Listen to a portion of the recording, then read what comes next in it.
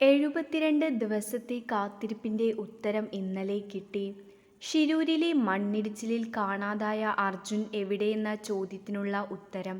തനിക്കേറ്റവും പ്രിയപ്പെട്ട വാഹനത്തിൽ തന്നെ അർജുൻ ഉണ്ടായിരുന്നു.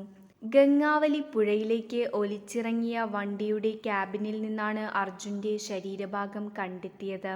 ജീവനോടെ ഇനിയൊരു തിരിച്ചുവരവ് ഉണ്ടായിരിക്കില്ല എന്ന് അറിയാമെങ്കിലും അർജുനെ തിരിച്ചുകിട്ടാൻ മലയാളികൾ എല്ലാവരും പ്രാർത്ഥനയോടെ കാത്തിരുന്നു. ലോറി ഡ്രൈവർ മനാഫ് പറഞ്ഞതുപോലെ അർജുന്റെ മൃതശരീരം കിട്ടിയത് സന്തോഷമുള്ള ഒരു വാർത്തയല്ല, അതൊരു സമാധാനവും ആശ്വാസവുമാണ്. അത് തന്നെയാണ് മഞ്ജു വാര്യരും പറയുന്നത്. മരിച്ചു എന്ന് വേദനിക്കാനെങ്കിലും തിരികെ കിട്ടിയല്ലോ എന്ന് പറഞ്ഞ് മഞ്ജു വാര്യർ പങ്കുവച്ച പോസ്റ്റ് വളരെ ഇമോഷണലാണ്. ഷിരൂരിലെത്തിയ അർജുന്റെയും വണ്ടിയുടെയും ഗ്രാഫിക്സ് ചിത്രത്തിനൊപ്പം പങ്കുവച്ച പോസ്റ്റിൽ മഞ്ജു ഈ വിഷയത്തിൽ എത്രമാത്രം വൈകാരികമാണ് എന്ന് വ്യക്തമാണ്.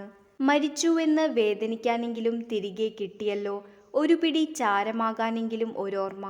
പ്രിയപ്പെട്ട അർജുൻ, നിങ്ങൾ മലയാളികളുടെ മനസ്സിൽ ജീവിക്കും എന്നാണ് കൂപ്പുകൈകളോടെ മഞ്ജു കുറിച്ചത്.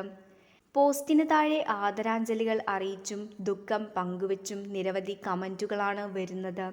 മൃതദേഹം അർജുൻ്റേത് തന്നെയാണെന്ന് ഉറപ്പിച്ചോ?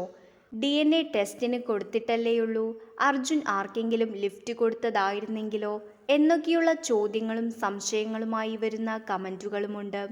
നമ്മുടെ ആരുമല്ലെങ്കിലും ഈ 72 ദിവസങ്ങൾ കൊണ്ട് അർജുൻ മലയാളികൾക്ക് ആരൊക്കെയോ ആയി മാറിയിരുന്നു എന്നാണ് പോസ്റ്റിന് താഴെ വരുന്ന മറ്റു പ്രതികരണങ്ങൾ.